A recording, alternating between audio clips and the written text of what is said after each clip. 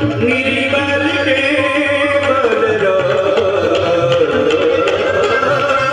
निर्बल के बलराम, सुनील में निर्बल के बलराम, सुनील में निर्बल के बलराम, सुनील में निर्बल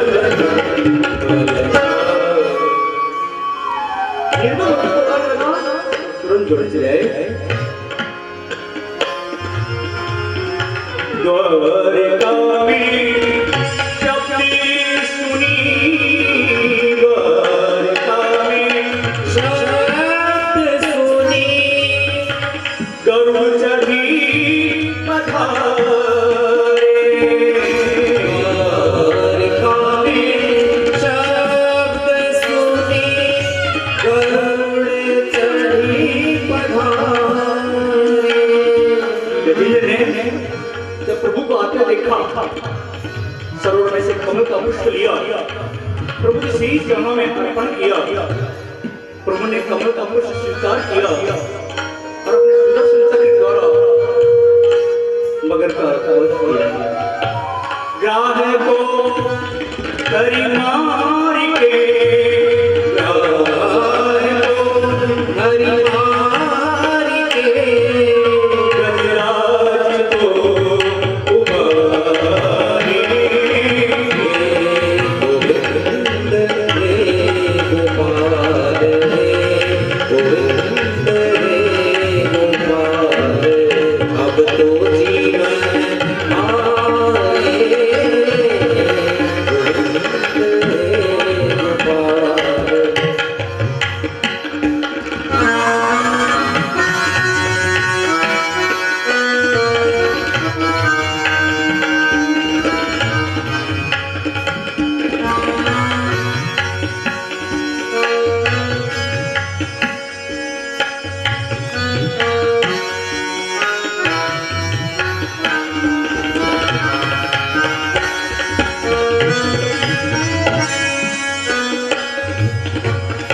सूर्य कहे श्याम सुनो, सूर्य कहे श्याम सुनो, सूर्य कहे श्याम सुनो, सूर्य कहे श्याम सुनो, चरण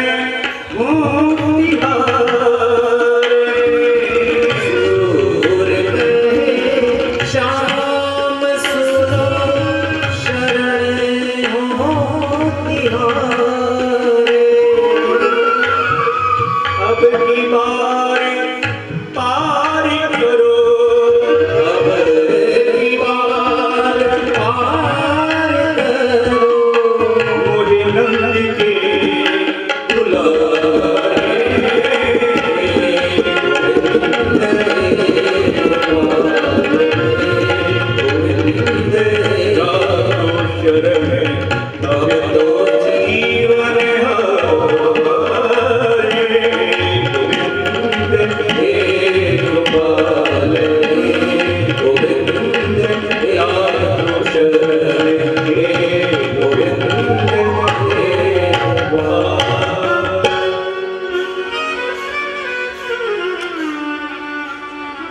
गजेंद्र पूर्व जन्म में इंद्रधुम्न नाम का राजा था। एक समय वो ध्यान में बैठा हुआ था, अगस्त मुनि वहां आए, इसने उठकर के उनका स्वागत नहीं किया। अगस्त मुनि को यह बुरा लगा, उन्होंने उसे श्राप दे दिया, मूर्ख तू मेरे आने पर भी पशु के समान बैठा हुआ है, अतः तुझे अगले जन्म में पशु का जड़ शरीर प्राप्त होगा। गजेंद्र ने पूर्व जन्म में प्रभु की बहुत भक्ति की थी, खूब तपस्या की थी, अतः गजेंद्र योनि में भी उसे अंतिम समय में प्रभु का स्मरण बना रहा। कि शुभेंद्र महाराज कहते कि राजन, छठे मनमंथ में प्रभु ने अजित नाम से अवतार लिया और समुद्र मंथन करके उसमें से अमृत निकाला और अमृत देवताओं को खिलाया। सुखदेव महाराज से राजा परीक्षित प्रार्थना करते हैं, गुरुदेव ये समुद्र मंथन की कथा मुझे विस्तार से सुनाने की कृपा करें। श्री सुखदेव महाराज वर्णन करते हैं, राजन एक समय इंद्र को रास्ते में दुर्वासा मुनि मिले। दुर्वासा जी ने इंद्र को पुष्पमाला भेंट की। इंद्र संपत्ति के मत के कारण मति भ्रष्ट हो गया था, अतः दुर्वासा जी पुष्पमाला को उसने हाथी की सूंड पर डाल दिया। हाथी ने उस माला को अपने पांव में डाल करके कुचल दिया। दुर्वासा जी सोचते हैं ये इंद्र संपत्ति के मत के कारण मेरा और मेरी माला का दोनों का अपमान कर रहा है। अतः उन्होंने इंद्र को श्राप दे दिया, इंद्र तू संपत्ति के मत के कारण मति भ्रष्ट हो गया है, अतः तू दरिद्र हो जाएगा। स्वर्ग का राज्य दैत्यों के पास में चला गया। सभी देवता घबरा गए, प्रभु के पास में आए, प्रार्थना करने लगे, प्रभु ये स्वर्ग का खोया हुआ राज्य हमें वापस कैसे प्राप्त होवे। प्रभु ने कहा तुम समुद्र मंथन करो, समुद्र मंथन में अमृत निकलेगा, वो अमृत मैं तुम्हें पिला करके तुम्हें अमर बना दूंगा। लेकिन समुद्र मंथन का कार्य कोई आसान कार्य नहीं है। इस कार्य के लिए तुम्हें दैत्यों की मदद लेनी पड़ेगी, और दैत्य अभिमानी है, इसलिए उनकी प्रशंसा करके उन्हें अपना मित्र बनाओ। देवताओं ने दैत्यों से मित्रता की, दोनों मिलकर के समुद्र मंथन करने लगे। मंदराचल पर्वत को मथानी बनाया गया, वासु की नाव को रस्सी बनाया गया। जब मंदराचल पर्वत बिना आधार के उस समुद्र में डूबने लगा तो प्रभु ने कुर्मावतार लेकर के उसको अपनी पीठ पर धारण किया। कथा तो जीव की है ना। जब ये मनुष्य 16वें वर्ष में प्रवेश करता है तो मन का मंथन चालू हो जाता है। उस समय इस मन रूपी मंदराचल पर्वत को स्थिर कर लेना चाहिए, लेकिन मन रूपी मंदराचल पर्वत बिना आधार के इस संसार समुद्र में डूब ना जावे, इसलिए प्रभु के नाम का आश्रय लेना चाहिए। अनेक प्रकार की औषधियां डाल करके समुद्र का मंथन किया गया। औषधि, औषधि का मतलब दवा। इस शरीर में सबसे बड़ा रोग क्या है? इस शरीर में सबसे बड़ा रोग है भूख और प्यास। इस रोग की दवा है अन्न और जल। जिस प्रकार रोग को मिटाने के लिए दवा आवश्यकता के अनुसार सेवन की जाती है, इसी प्रकार इस भूख प्यास रूपी रोग को मिटाने के लिए भी अन्न और जल भी आवश्यकता के अनुसार ही सेवन करना चाहिए। कम खाओगे तो शरीर हल्का रहेगा, और शरीर हल्का रहेगा तो प्रभु का वजन ज्यादा कर पाओगे, और ज्यादा खाओगे तो खूब सोओगे। मानव जीवन सोने के लिए नहीं मिला है, प्रभु का वजन करने के लिए मिला है। उस समुद्र मंथन में पहले विष निकला, बाद में अमृत निकला। तात्पर्य कथा तो जीव की है ना। जब ये मनुष्य भक्ति मार्ग में आगे बढ़ता है तो परमात्मा इसकी पहले परीक्षा लेते हैं, इसको पहले कष्ट रूपी विष देते हैं, और जो कष्ट रूपी विष को पी जाता है उसी को परमात्मा प्रेमामृत, ज्ञानामृत, भक्ति रूपी अमृत प्रदान करते हैं। देवताओं से इस विष की दुर्गंध सहन नहीं हुई तो देवताओं ने विष पीने के लिए शिव जी को बुलाया। शिव जी पार्वती से पूछते हैं, ये देवता मुझे विष पीने के लिए बुला रहे हैं, जाऊं मैं? पार्वती कहती है, नाथ ये देवता तो स्वार्थी हैं। यदि आपने विष पिया और आपको विष पीने से कुछ हो गया तो फिर मेरा क्या होगा? शिव जी कहते हैं, देवी सबके कल्याण के लिए मुझे चाहे कितना भी कष्ट सहन करना पड़े, मैं कष्ट सहन कर लूंगा। जो दूसरों को सुखी करने के लिए स्वयं कष्ट सहन कर ले वह है शिव, और जो अपने सुख के लिए दूसरों को कष्ट दे वह है जीव। हमारा यही तो स्वभाव है, हम लोग अपने सुख के लिए दूसरों को कष्ट देते हैं। शिव जी महाराज भगवत स्मरण करते हैं, उस विष का पान कर गए और विष को अपने गले में ही रोक के रखा, इसलिए उनका नाम पड़ा नीलकंठ। उस विष को गले में रोक के रखा पेट में नहीं उतरने दिया। इसका तात्पर्य, कथा तो जीव की है ना, किसी को कटु वचन बोलने की इच्छा हो, ये कर्कश वाणी विष के समान है। इस कर्कश वाणी और विष को ना तो बाहर निकालना चाहिए, ना पेट में रखना चाहिए, इसको तो गले में ही रोक लेना चाहिए। और इस कर्कश वाणी और विष की जलन ज्यादा सताने लगे, ऐसा महसूस करने लगो नहीं अब तो बोलना ही पड़ेगा, तो फिर प्रभु के नाम का आश्रय लेना चाहिए, प्रभु के नाम का जप करना चाहिए। ये भगवत नाम जप इस विष को अमृत बना देता है। और जो भी इस विष का पान कर जाता है उसको प्रभु प्रेमामृत, ज्ञानामृत, भक्ति रूपी अमृत प्रदान करते हैं। और प्रेमामृत, ज्ञानामृत, भक्ति रूपी अमृत का पान करने वाली कभी मृत्यु नहीं होती है, वो अमर हो जाता है। चैतन्य महाप्रभु, शंकराचार्य, वल्लभाचार्य, मीराबाई, सूरदास, तुकाराम, नामदेव, न जाने कितने कितने संत महापुरुष हैं जिन्होंने प्रेमामृत, ज्ञानामृत, भक्ति रूपी अमृत का पान किया और संसार में अमर हो गए। आज तक उन्हें कोई भूल नहीं पाया। जगत के कल्याण के लिए श्री जी महाराज उस विष का पान कर गए। संतों का ऐसा ही बर्ताव होता है। संत दूसरे के दुख दूर करने के लिए स्वयं दुख सहन कर लेते हैं। संत तो कहते हैं इस संसार के सभी जीवों के दुख मैं सहन कर लूंगा, अपने लिए मैं किसी दूसरे को दुखी नहीं करूंगा। इसी तो गोस्वामी जी ने मानस में संतों के लिए कहा, संत हृदय